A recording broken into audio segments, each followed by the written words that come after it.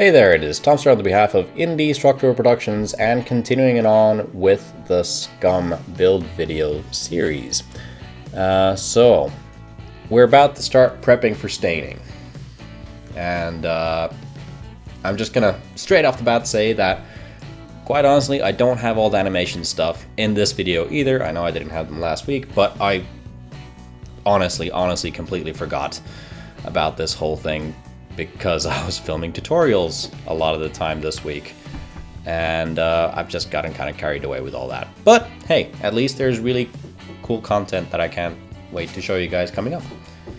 Anywho, so what I was doing there that I talked over was figuring out the middle position for strap buttons.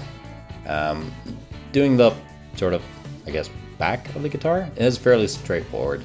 The horn always provides a little bit of trouble because of, well, naturally its shape, and this was a little bit more of a pointy guitar in that sense, so I had to just figure it out very carefully. So find the middle point, and then using a bradawl, I mark out where I need to drill. And with the horn especially, it's very important that I actually check the direction in which the strap button is going to be drilled in. I feel like I lost my train of thought halfway through that sentence.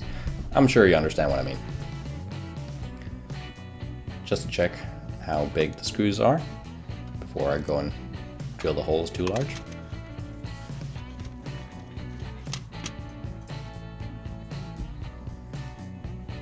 Using a brand new brad point drill bit for this.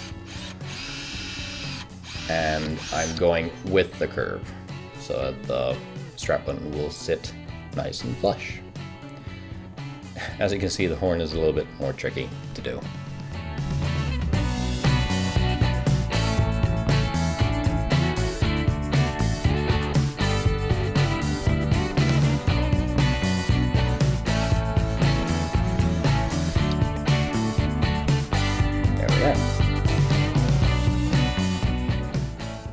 Then doing pretty much the same thing for the backplate. I don't necessarily need to drill all these holes now. I could easily do it after the finish, but you know, I just thought that it would be more logical instead of going and poking around on finish.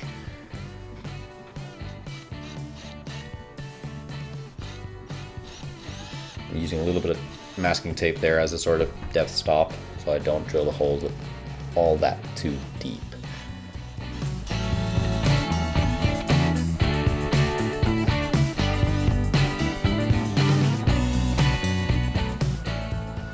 And it's time for the final sanding.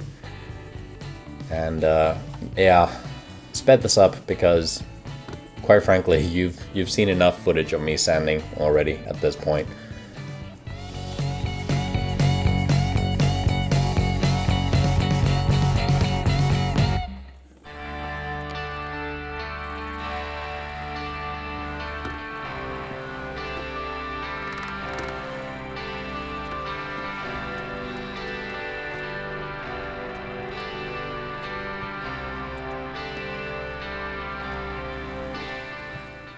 Also very important to use a block. And yeah, I'm just doing 320.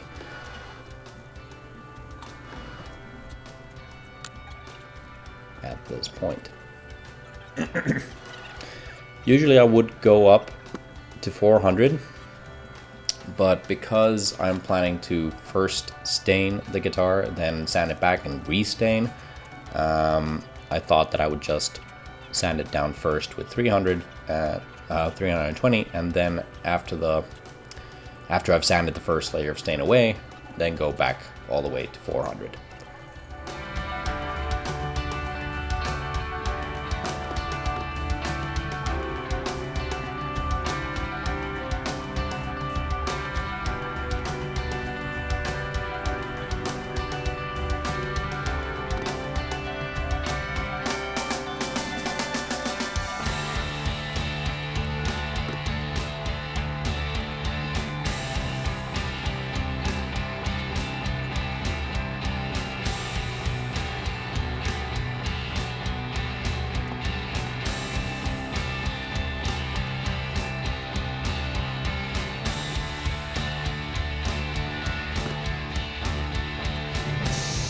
Now, once I'm done with all the sanding, I need to get rid of all that excess dust from everywhere. So, what better way to do that than with an air hose? Doing this right outside the spray booth. Mind you, not inside the spray booth because, well, that's the last place you really want to have any excess dust.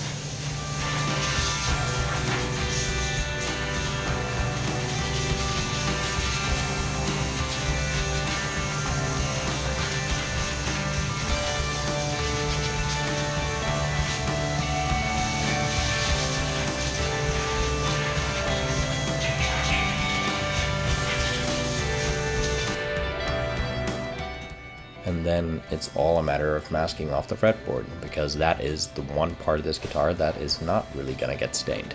Oh, actually it's gonna be one of the parts not getting stained. And of course the back inlay is another thing that we need to mask off. But just using this very, very thin tape to go along and follow the line on the fretboard. Burnishing it down as I go. It's very important to actually burnish down the tape. That way you don't get any stain leaking through, especially because I'm using water-based stain. So that has a bad habit of kind of going where you don't really want it to. Because essentially it is water with a little bit of coloring in it.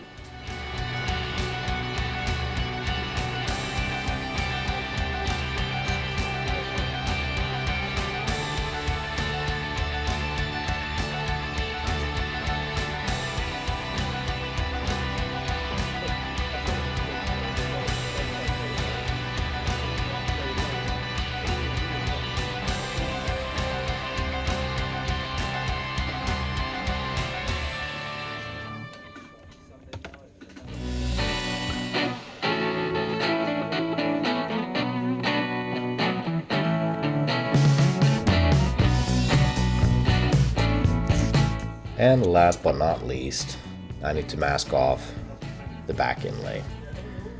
And just using basic, regular masking tape for this. So what I'm going to do is I'm going to cover the entire area, burnish it down, and then use a fresh scalpel blade. That's very important. It must be a new blade to do this properly. And just follow the outline of the circle very carefully, cutting only through the tape so I don't actually score any of the wood or inlay underneath. A little bit painstaking, but definitely well worth the effort. Doing an inlay like this, the last thing you want to do is kind of screw it up at this point.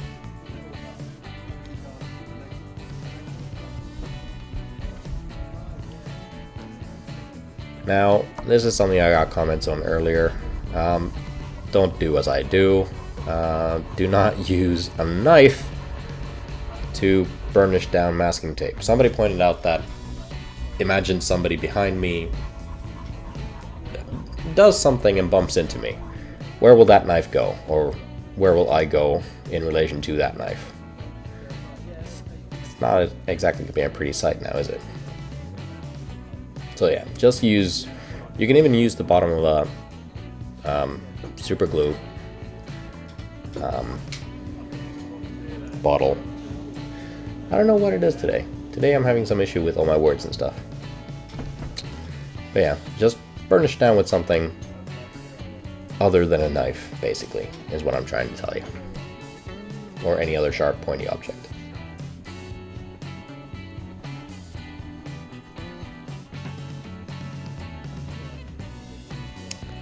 Alright, well, I'm going to clean this masking tape up, and then that's going to be the video. So I guess at this point already, I'm going to thank you for watching. Be sure to hit that like button. Click the little bell icon next to the like button. That way you'll get notifications whenever I put out new videos, which also helps out a whole lot. Be sure to subscribe to see more every week. There's some very cool things up and coming, including the staining of this guitar in the next episode, so that should be fun. And other cool things and stuff like that.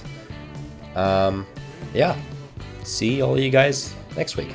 Bye bye.